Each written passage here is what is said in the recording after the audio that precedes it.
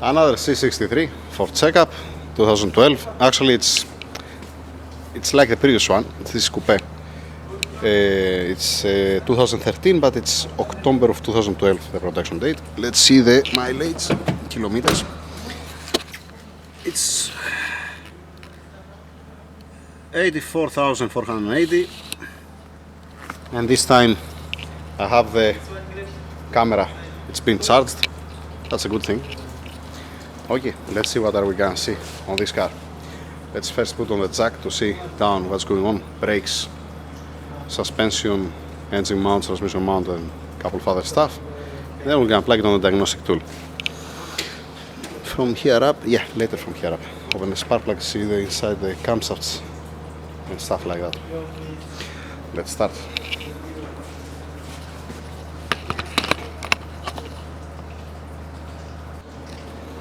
Okay, covers out.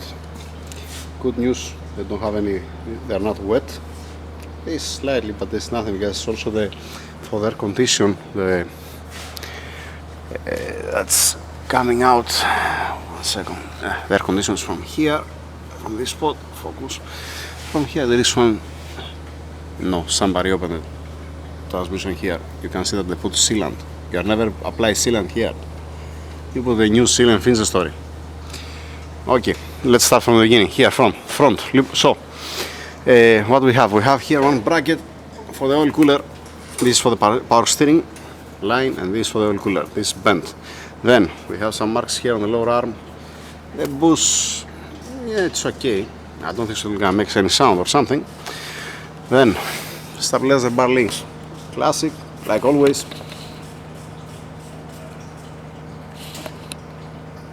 Yeah. Brake pads, 50%, no, 60% healthy, has enough material.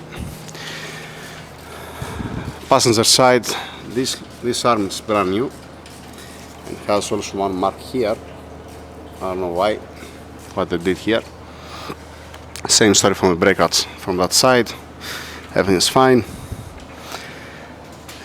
Oil pan, no any leak, not any problem from up. From the covers, the belt looks okay. Same story from here. From the solenoid valve housing over there, it's fine. There's no any leak from the headers. The engine mounts, when you are able and pass your fingers through the stabilizer bar here, that means the engine mounts are still healthy. At least this is what I see all the time. When you are not able to pass your fingers through the stabilizer bar through the stabilizer bar, here, that means the engine mounts are gone. 99.9%. Transmission mount perfect. Yes, I can put my finger down. It looks like the rubber doesn't have any problem. Looks nice. Catalytic converters. Looks like that somebody, what you did here? Somebody opened it. See, they cut it here, they emptied it, and then they went back again. Same story from here. Alright. Oxygen sensors looks in place, so everything looks okay. Tires. This 9th week of 2017, if I'm right. Where is it? Here, there, yeah. 2017, that means March, that means most probably he changed the customer July of 2017, probably. Rear brake pads, excellent, doesn't have any problem, it's fine, can run easily. Ooh, it's at 80%, easily. Rear suspension, clean, shock absorber, nice without any leak. Usually first they start leaking from the seal and then they have a problem. Actually, in general, the car is very clean. Rear bumper reinforcement, excellent. I made one mistake on the previous video, on the previous 63 that I was checking. There was here some marks. This is when you are sanding something to prepare it, and then you have to spray it. It's coming here. That was for the previous 63. Drive shaft, rubber coupler. It's okay. It's fine. No worries, no problem. Alright, the front one, yes, same story. I forget to mention also the previous video, the middle friction bearing. It was fine, I don't have any problem. It's nice and clean, the engine block. That's a good news. Both sides. Okay. Front here they spray again the bumper and they put one nice bolt over here. It's for wood, this bolt. Here they didn't put inside, yeah, but this is nothing. They didn't route properly the cables. They put one cable tied here, this is supposed to don't be here. Same thing here. Yeah, go figure out. Alright. Same thing over there.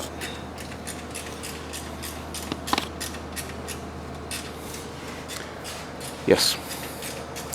There is one small leak from the radiator there, most probably it's from the seal.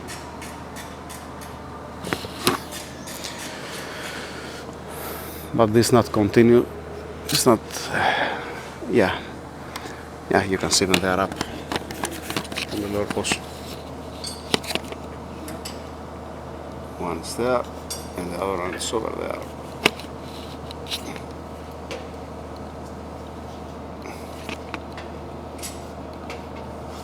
There.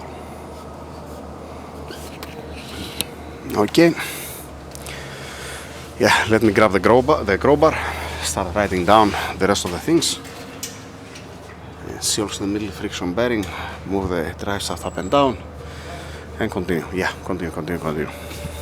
Before I leave down the camera and start checking, you have to check here, I'm checking the bolt joints here, the tie rod, the wheel bearing, if there is any space from the inner tie rod here, for example. You have to squeeze the boot and see with your finger inside if it's plain. Then damper pulley that I didn't mention earlier, does have any leak or something, it's nice and dry from the seal I'm talking about. Then for the engine mounts you can see also here the rubber. If it's come like a balloon, that means it's gone. Yeah. Same story from this side. What else? The radiator fan, usually when they start moving, and you can feel tack front and back, they are counting days, weeks in the best case scenario to finish. This looks fantastic. It doesn't have any problem. The same thing for the rear suspension. You're putting the crowbar and checking the bushings.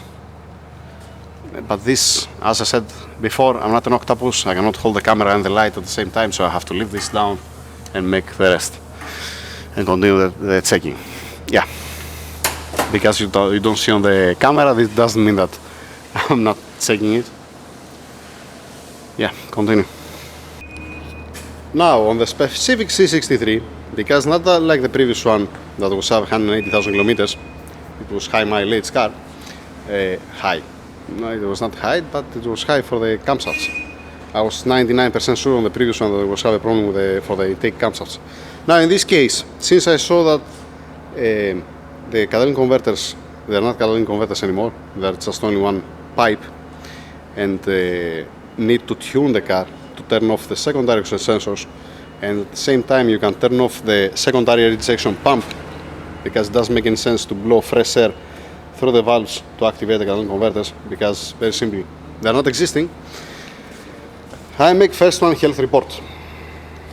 So if you go here, motor electronics, there are faults like the pump current connection of oxygen sensor. The pump current connection of oxygen sensor 1 cylinder bank 1 has an electrical fault or open circuit, and this is current and stored. Combustion misfiring cylinder number 2, efficiency of the catalytic converter cylinder back 2 is insufficient. Yeah. Due to possible leak in the intake air system, an implausible signal has received from the oxygen sensors. Yeah, combustion misfiring. Yes, multiple misfires. 1, 2, 3, 4, and 5 cylinders. Okay. What I want to do, I want to activate the secondary air injection pump, because yeah, I want to see it working or it's not working. Just for curiosity. This one looks like that they never tuned the car. The ECU looks like that nobody opened it before, and they most probably, since I have these faults, nobody tuned it through OBD. So you cannot just break the Canadian converters and then expecting that the car is working fine. It will not. Let's try to start to make the actuation to see to start the pump. So here, electric air pump. Let's start to see. Yep, it's blowing. It's still there, it's alive.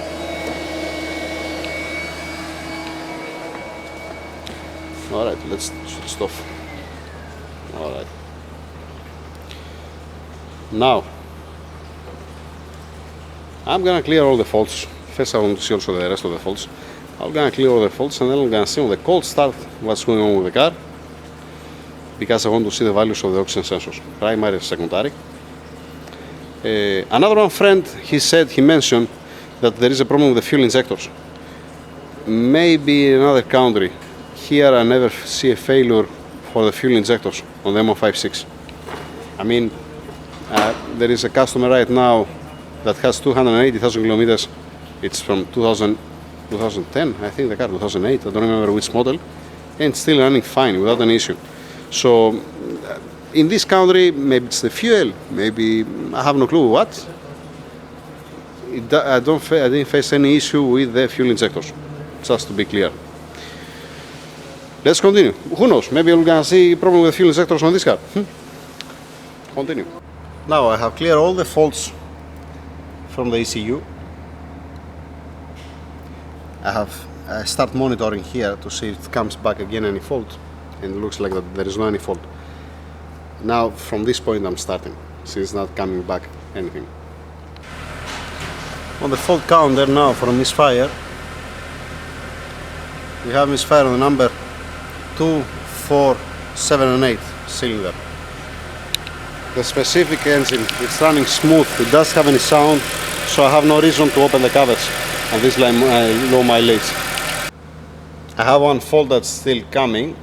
It's the oxygen sensor 1, cylinder bank 1, and now what I'm planning to do is to exchange the sensors. Get the number 1 sensor from one bank, put on the other side, put the number 1 and number 1 on the number 2, to see if I transfer the fault to the other bank. So if it says here oxygen sensor 1, cylinder bank 2, that means it's the filling the sensor. Alright, start the car to see if it comes again the fault. Alright. Why in here it's not refreshing and shows me 11.7 volt? Here we go again. Let's go one step back.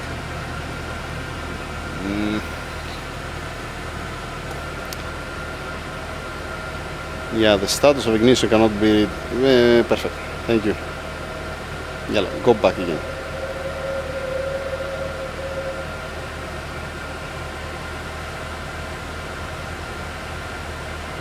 Okay, I'm gonna start the camera again when we have connection. Alright, now I'm monitoring to see if there is any fault. On the ECU there is no fault, and I have swapped the sensors from bank 1 to bank 2 and bank 2 to bank 1. I'm gonna leave it running a little bit and we're gonna have a look again. Looks okay.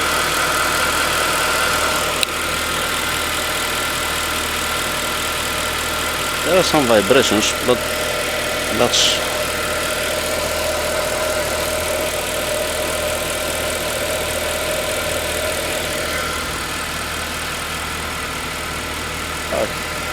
let's see if it comes again the fault. That's good news. It never came back the fault for the oxygen sensor. Let's continue. Check spark plugs, air filters, see if anybody touched the fuel filter or the fuel pump to see if there is anything, whatever there inside, if there is any terminal that's burnt. Okay, it does have a pressure, so I will be able to open it. Yes.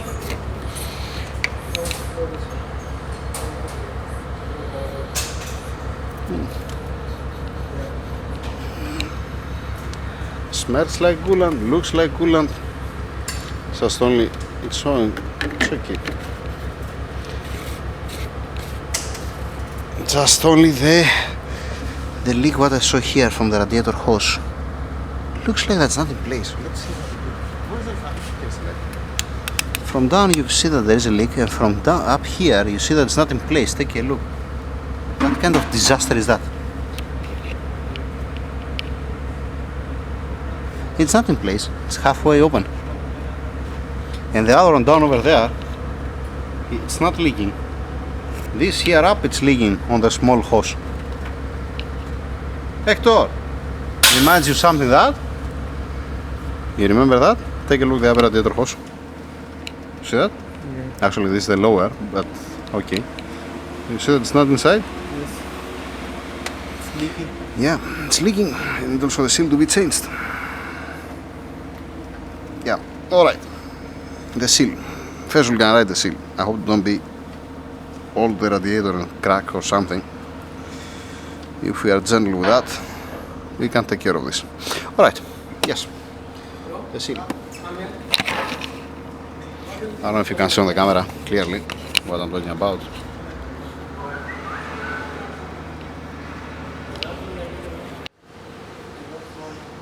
Looks like it was burning diesel, the car. This is the cause of the oxygen sensor. From the other side it's clean.